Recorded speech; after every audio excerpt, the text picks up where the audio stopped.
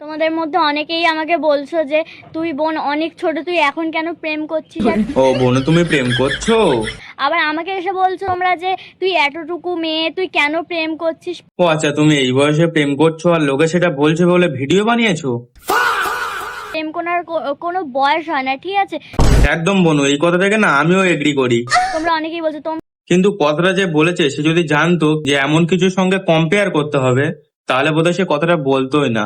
এত বড় বড় ছেলে, তোমরা তো আজ অব্দি কোনো একটা মেয়ে পটাতে পারো না। এই জন্মে নাই বা পেলাম। মানে বলছি কি বোন, এইভাবে অপমানটা কি না করলে হতো না?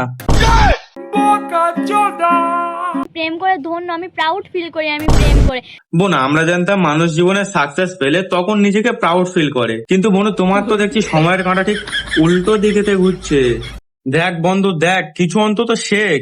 মানে এত বড় হয়ে না পারলে কেরিয়ারে ফোকাস করতে, আর না পারলে একটা ভালো প্রেম করতে।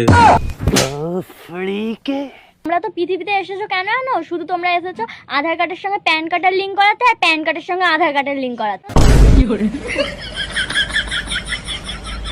না না, ঠিকই আছে, মানে আমাদের থোবরাটাই খারাপ। আমার এখনো পর্যন্ত আমার ব্লগ তোলেনি, কালকে আমি এখনো খাইনি, এখনো কিচ্ছু খাইনি।